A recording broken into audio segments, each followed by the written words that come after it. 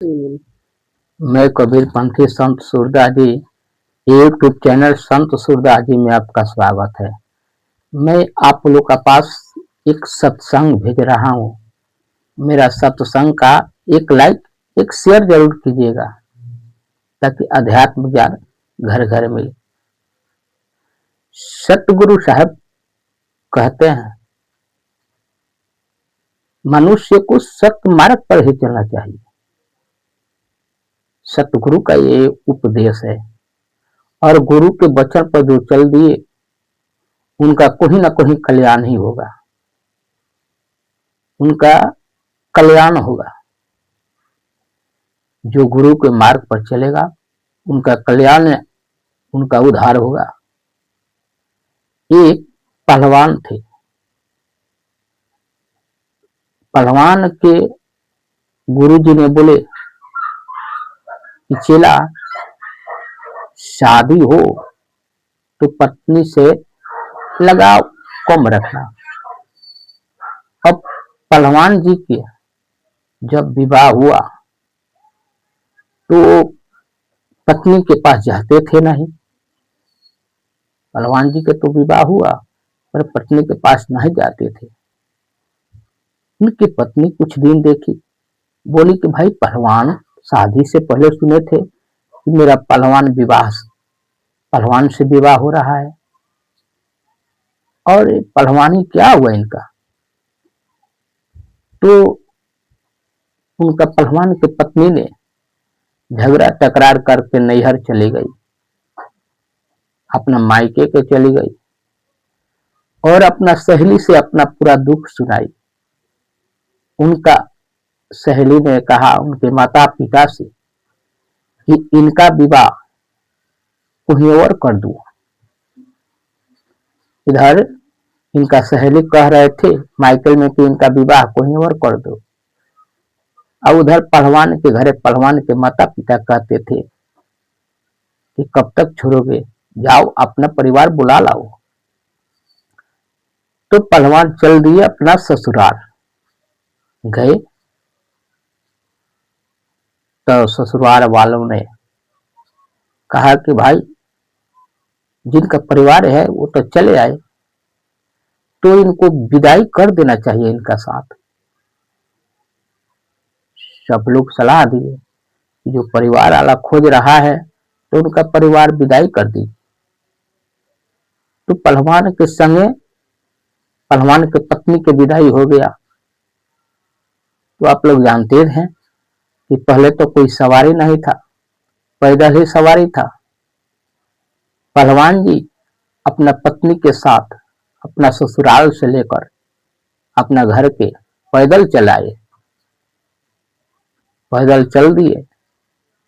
जब जंगल में आए तो पहलवान जी के सामने रास्ता में यानी मार्ग में एक बाघ मिला। वो बाघ रास्ते में खड़ा था। पहलवान जी ने बाघ से युद्ध किए और पहलवान के मार दिए। पहलवान बाघ के मार दिए। मार के जब आगे बढ़े तो अपने पत्नी से बोले कि बाघ तो मार दिए हैं पर एक किसी से कहना मत, हम जाने और तुम जाने, मगर किसी और से मत कहना, कभी भी मत कहना। और लेकर अपना घर चलाए। फिर पहलवान जी का वही हाल, संपर्क नहीं करते थे, जाते थे नहीं घर। फिर उनकी पत्नी झगड़ा तकरार करके अपना मायके पे चली गई। तो गांव वालों ने, उनका सहेली ने बोली कि इनका विवाह कर दो। तो उन लड़की को दूसरा विवाह हुआ। दूसरा विवाह हुआ, जब वो दूसरा पति आया विदाई करके लेकर चल दिया। वो भी जब रास्ता में गया तो उनका रास्ते में एक मूस मिला। मूस, अब वो मूस के मार के पटक के मुआ दिया और अपने पत्नी से बोला कि मैंने मूस मार दिया, तुम मेरा बाह पूजो। आखिर में पुजवा ही लिया, वो सिंदूर की थी, सिंदूर से अपना बाह टिकवा लिया, पुजवा लिया। तब वो लड़की मन में विचार करती है कि एक वो कैसा था कि बाघ मार दिया, अब बोला कि किसी से ना कहना, और ये कैसा है कि मूस मार दिया और पुजा रहा है। उन लड़की ने कही कि मुझे घर जाना है, क्योंकि मेरा कुछ सामान घर पे छूटा है, लेकर आएंगे। वो चल दी घर, वो भी संग संग चल दिया। जब घर गई तब बोली क्या अपने माता पिता से कि मैं उन्हीं का घर जाऊंगा जिससे पहला मेरा विवाह हुआ है। और पहलवान जी आए, बुला के लेकर गए। तब तक पहलवान जी का गुरु जी पहुंचे और बोले कि चला, तेरा मेरा दिया हुआ आज्ञा सफल हुआ, अब जाओ, तुम्हें कोई रोक टोक नहीं है। तो इसलिए जो बाघ मरता है वो नहीं जनाता, आई मूस मारने वाला पूजा गया।